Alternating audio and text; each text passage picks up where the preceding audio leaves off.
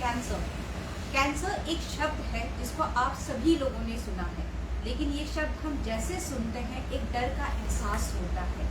मैं इस कैंसर के बारे में यहाँ सर्वोदय हॉस्पिटल के डॉक्टर सुमन गुप्ता जो इसके बारे में हमें जानकारी देंगे, और ये वो डॉक्टर हैं जिन्होंने छोटे छोटे कस्बों और गाँव में जाकर कैंसर जागरूकता के लिए बहुत सारे अभियान चलाए। डॉक्टर साहब नमस्कार। डॉक्टर साहब सॉरी नमस्कार मैम। हाँ, आपकी बात काफ़ी हद तक सही है। कैंसर शायद एक ऐसा शब्द है जिससे सब भयभीत हो जाते हैं, मगर मैं हमेशा एक चीज़ बोलता आता हूँ और शायद आज मैं वो बात फिर से दोहराना चाहूँगा कि कैंसर एक शब्द नहीं है, बल्कि कैंसर एक ऐसा प्रारूप है या एक ऐसी शब्दावली है जो 200-250 बीमारियों को एक साथ लेके चलती है। तो कैंसर शब्द के अंदर 200-250 विभिन्न तरह की बीमारियां हैं जिनको कैंसर का रूप दिया जाता है। इनमें कुछ बीमारियां ऐसी हैं जो बहुत ज़्यादा घातक हैं, जो इलाज के बावजूद भी जानलेवा हो जाती हैं, और कुछ बीमारियां मैडम ऐसी हैं जिनको चाहे हम इलाज ना भी करें और वो आजीवन हमारे शरीर के अंदर पड़ी रहें तो कोई फर्क नहीं पड़ता।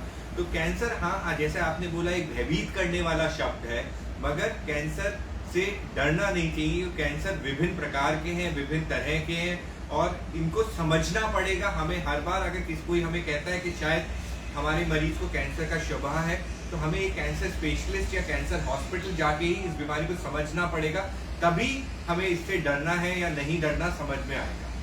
डॉक्टर साहब, कैंसर क्या है और इसके लक्षण क्या है?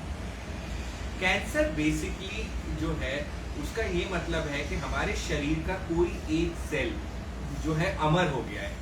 हम सबको बड़ा अच्छा लगता है कि हम अमर हो जाएं, हमारे यहाँ मौत ना हो, मगर कैंसर में ये एक बहुत दुखद चीज़ है कि कैंसर का एक सेल है जो हमारे बॉडी का एक सेल जिससे हम सब बने हैं, वो सेल मर नहीं रहा है। वो लगातार डिवाइड होके, मल्टीप्लाई होके बहुत सारे सेल्स में बनता जा रहा है, और जब वो इस तरह से मल्टीप्लाई हो रहा है और डिवाइड हो रहा है और अपने साथ अपने सेल्स का ग्रुप बनाता जा रहा है, समुदाय ट्यूमर बनाए जा रहा है, वो अपने आसपास के नॉर्मल सेल्स को मार रहा है। और ये ट्यूमर पहले इनिशियली अपने आसपास के सेल्स को या अपने आसपास जिस ऑर्गन से शुरू हुआ, जैसे कि मान लीजिए स्तन से शुरू हुआ या फेफड़ों से शुरू हुआ, शुरू में इस कैंसर के ये सेल्स जब एक गुच्छा बन जाते हैं, एक बड़ा ट्यूमर बन जाते हैं, एक मास बन जाते हैं, तो ये आसपास के उन सेल्स, उन पूरे जिस ऑर्गन से ये शुरू होते हैं, उस ऑर्गन को खा जाते हैं। और कुछ समय बाद जब ये और ज़्यादा फैलता है तो ये खून के द्वारा या लिम्फ नोड्स के द्वारा फैल के पूरे शरीर में फैल जाता है। ये जिसे स्टेज 4 का कैंसर बोलते हैं, और ये घातक हो जाता है। डॉक्टर साहब, जैसे कोविड-19 का टाइम चल रहा है, सपोज आपने जो लक्षण बताए हैं, अगर किसी रोगी को ये लक्षण हो तो क्या वो डिले कर सकता है इलाज में? जैसे कि कैंसर के लक्षणों की बात आपने करी, कैंसर के लक्षण जो हैं उन्हें कैंसर के वार्निंग साइंस बोलते हैं। इन वार्निंग साइंस का ये मतलब नहीं है कि उसको कैंसर हो गया हो, मगर ये वार्निंग साइंस का मतलब है जैसे हमारी गाड़ी में इंडिकेटर्स होते हैं, लाल बत्तियां होती हैं कि अगर ये बत्ती जल जाए तो हमें अपने शोरूम लेके जानी गाड़ी, इसी तरह ये इंडिकेटर्स हैं कि हमें डॉक्टर से मिलना है।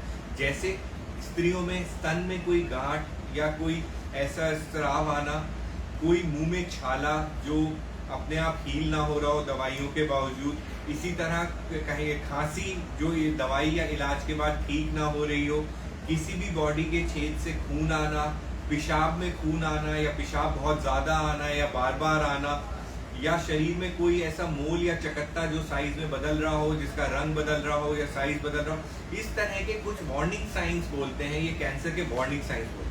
हाँ, कोविड-19 एक बहुत बड़ी महामारी रही है। पिछले 1.5-2 साल में हमारे कैंसर के मरीजों ने इसकी वजह से बहुत दिक्कतें पाई। पहले लॉकडाउन्स हुए, ट्रांसपोर्ट फैसिलिटीज़ रुक गई, फिर बॉर्डर्स पे मरीजों को दिक्कत हुई, इंटर बॉर्डर ट्रैवल्स बंद हो गए। कुछ स्टेट्स हमारे यहाँ देश में ऐसी हैं जिन्हें दिल्ली एनसीआर आना ही पड़ता है इलाजों को, वो लोग नहीं आ पाए। मगर मेरा सबसे यही अनुरोध है, अगर कोई वार्निंग साइन है या आप डायग्नोस्ड कैंसर के पेशेंट हैं तो कृपया करके अपने नियरेस्ट कैंसर हॉस्पिटल जाते रहें, क्योंकि कोविड शायद इतना घातक नहीं है। कैंसर अगर फैल गया तो 100% घातक है।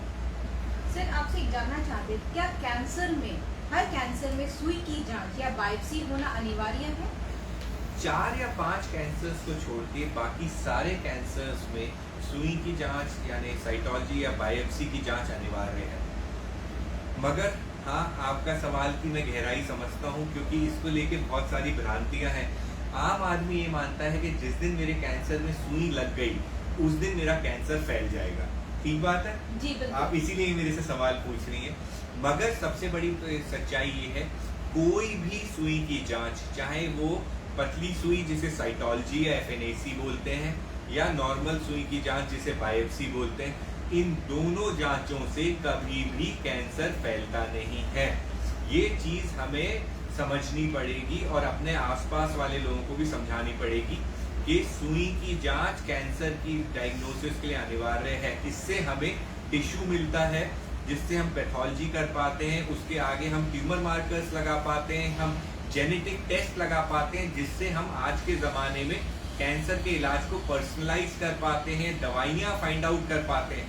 अगर आपसे मैं बात करूं मैम, पहले कैंसर में हम बात करते थे कैंसर है या नहीं, उसके बाद हिस्टोपैथोलॉजी है कि कैंसर किस प्रकार का है, लिम्फोमा है या स्क्वैमस सेल कैंसर है, एडेनोकार्सिनोमा है, सार्कोमा है।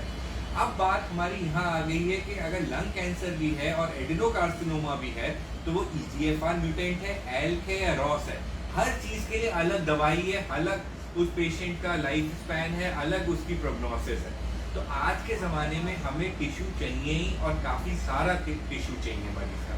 तो सुई की जांच मरीज़ का नुकसान नहीं पहुंचाती, बल्कि जैसे मैडम ने इस सवाल को बड़े अच्छी तरीके से पूछा, सुई की जांच लॉन्ग रन में मरीज़ के लिए सबसे ज़रूरी जांच है और वो ही उसका जीवन बचाएगी।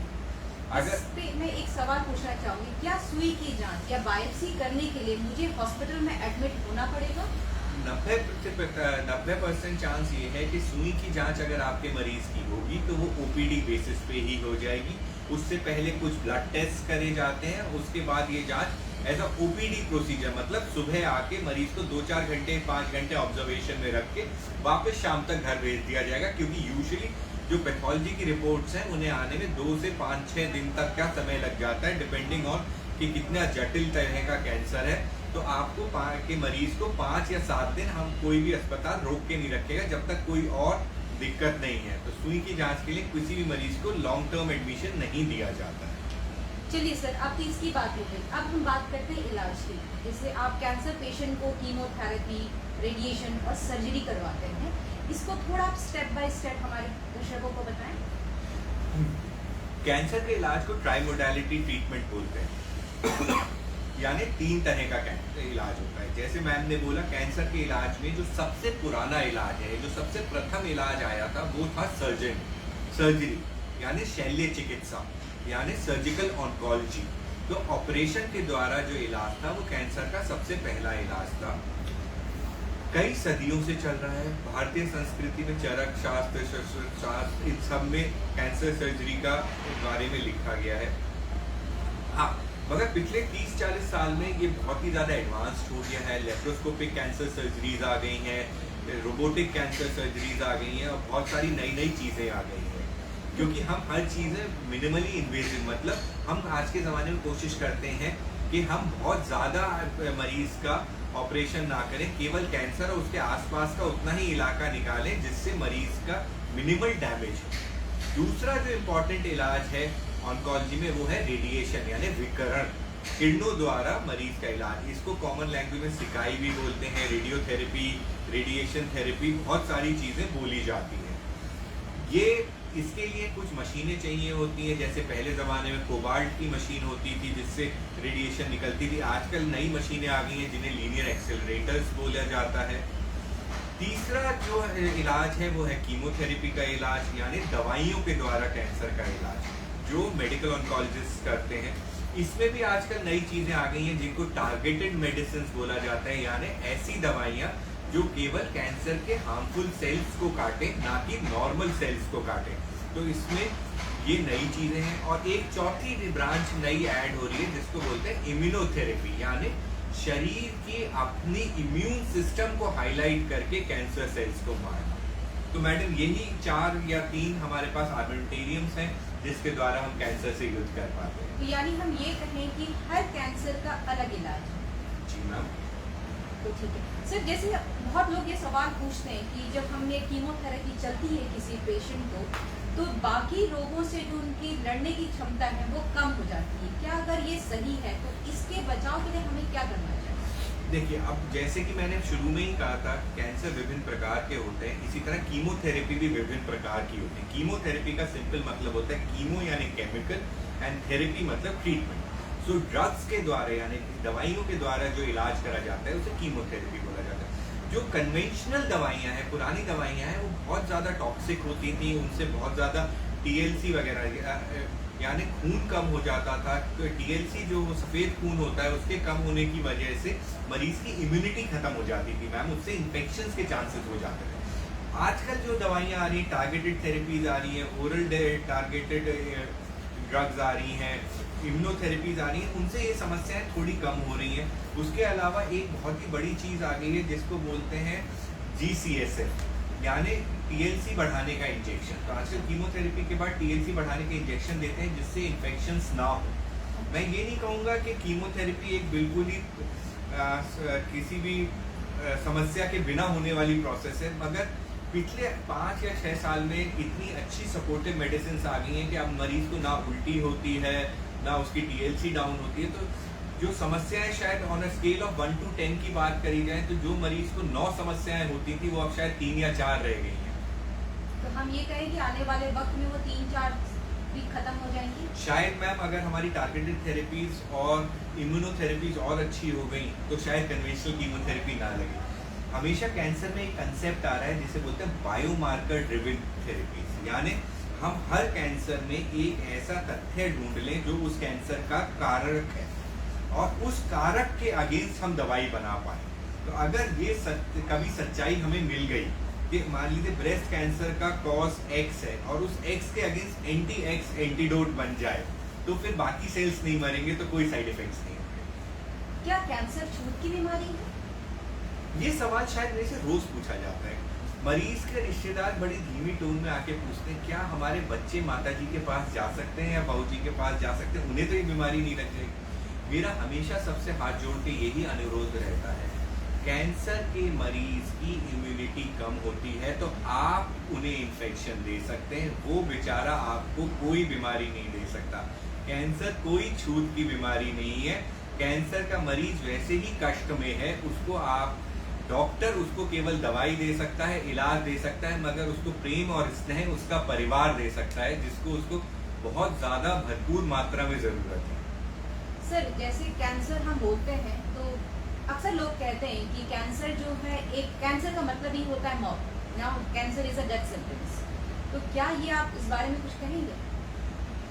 ये भी एक बहुत अच्छी बात है, क्योंकि कैंसर के साथ डेथ वर्ड हमेशा से एसोसिएट करा गया है। ये शायद हमारी 1940s 50s की सोच है, जब करीब 5 से 7% कैंसर पेशेंट्स बचते थे, जब हमारे पास ट्रीटमेंट मोडालिटीज नहीं थी। आज कैंसर ओवरऑल का सर्वाइवल रेट करीब 50-60% हो गया है। तो आज के ज़माने में कैंसर को डेथ सेंटेंस बोलना बिल्कुल गलत है। कैंसर में एक चीज़ जो शायद हमारे डिस्कशन में रह गई वो है स्टेजिंग ऑफ कैंसर। हमें ये समझना पड़ेगा कैंसर किस स्टेज में है। अगर कोई कैंसर केवल 1 या 2 सेंटीमीटर का है और जिस ऑर्गन से शुरू हुआ है वहीं पे है तो वो स्टेज 1 है। अगर वो थोड़ा और बढ़ गया है और अपने ही ऑर्गन्स में सीमित है, यानी स्तन में या फेफड़े में या पेट में, तो वो स्टेज 2 है। अगर वो आसपास के स्ट्रक्चर्स में फैल गया है तो स्टेज 3 है, और वो सारे शरीर में फैल गया है तो स्टेज 4 है। अगर स्टेज 1 कैंसर है तो वो 90 से 95% तक ठीक होने वाला कैंसर है। स्टेज 2 है तो शायद 75% चांस है कि वो मरीज जिंदगी भर के लिए ठीक हो जाएगा। स्टेज 3 में मोटे मोटे तौर पे 50% चांस है कि वो ठीक हो जाएगा। तो अब सबसे इम्पॉर्टेंट कैंसर के इलाज की जो चीज़ है वो है अर्ली डायग्नोसिस। अगर हम समय से अपने आप को डायग्नोज करा लें, हम अपनी बीमारी को या वार्निंग साइंस को लेके घर पे ना बैठे रहें, हम अपने प्रति जागरूक रहें, अपनी हेल्थ के प्रति जागरूक रहें, तो हम कैंसर को स्टेज 1 में पकड़ लेंगे और हमारे ये जो क्योर रेट 60-65% है ये 90-95% हो जाएंगे। तो आपने जो बोला कैंसर एक डेथ सेंटेंस है, फिर कैंसर एक डेथ सेंटेंस नहीं बोला जाएगा। तो जैसे कि अगर किसी रोगी को है, जैसे हमारे इंडिया में अभी भी इस चीज़ को टैबू माना जाता है, अगर किसी के पेरेंट्स को कैंसर है तो क्या चांसेस हैं कि उनके बच्चों को भी हो जाएगा? कैंसर 95% टाइम्स जेनेटिक नहीं होता है। 4 या 5% ही कैंसर ही जेनेटिक होते हैं। वो भी कुछ पर्टिकुलर कैंसर्स होते हैं जो जेनेटिक होते हैं, जैसे ब्रेस्ट, ओवरी, कोलोन, ये ज़्यादा जेनेटिकली इंक्लाइंड कैंसर्स होते हैं। बाकी सारे कैंसर स्पोरेडिक होते हैं। सबसे दुख की बात यह है, कैंसर एक सैड बीमारी है, यानी दुखद बीमारी है, और कैंसर करने के भी कारण दुखद हैं, यानी SAD, smoking, alcohol and bad diet. So if we improve our diet to a good healthy diet, abstain from any type of smoking and non-smoking tobacco, and abstain from alcohol, we decrease the chance of getting cancer by around 65%. ये तो बहुत अच्छी खबर है।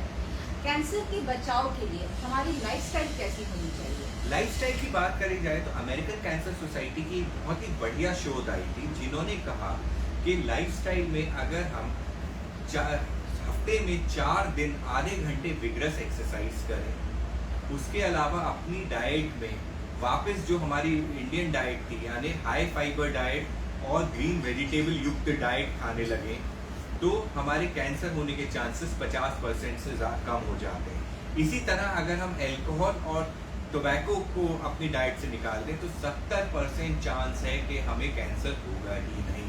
सो this is called as primary prevention, यानी root cause से ही हम उस जड़ से ही बीमारी को काट रहे हैं। सर, अक्सर जिंदगी में ना मुसीबत हो या मुश्किलें हो, आपकी बिना बताए आती है, या यूं कहे वक्त नहीं देती। जैसे डॉक्टर साहब ने कहा है, कैंसर हमें वक्त देती है, ज़रूरी है उसे पहचानने की। जाते जाते, आपका बहुत बिजी टाइम है, जाते जाते मैं बस दर्शकों को 2 वर्ड आप कुछ कहना चाहेंगे या कुछ ऐड करना चाहेंगे आप? नहीं शमी मैम, आपने बहुत अच्छे से सब चीज़ें पूछी। बस मेरा एक ही रिक्वेस्ट रहेगा कि अक्टूबर का माह है, जिसे ब्रेस्ट कैंसर अवेयरनेस मंथ बोलते हैं या पिंक मंथ बोलते हैं। इस मंथ में मेरी सारी बहनों से रिक्वेस्ट रहेगी कि जो भी 40 साल से ऊपर की उम्र में है वो प्लीज़ मैमोग्राफी कराएं। हर 1 या 2 साल में मैमोग्राफिक स्क्रीनिंग ज़रूरी है, और जिनकी उम्र 40 से कम है वो मंथली सेल्फ ब्रेस्ट एग्जामिनेशन को ज़रूर यूज़ करें। सर्वोदय हॉस्पिटल की पहल रही है कि ब्रेस्ट कैंसर अवेयरनेस में अक्टूबर में कुछ ना कुछ करें, और इस साल हमारी पहल है कि मैमोग्राफी पूरे महीने, अक्टूबर के महीने केवल ₹1 में करी जाएगी। तो इसको जो भी यहाँ पे आसपास के लोग हैं उसको यूटिलाइज करें। Screening is the most important prevention, और जो कैंसर हम रोक सकें वो ही शायद हमारी जीत रहेगी। Thank you. Thank you.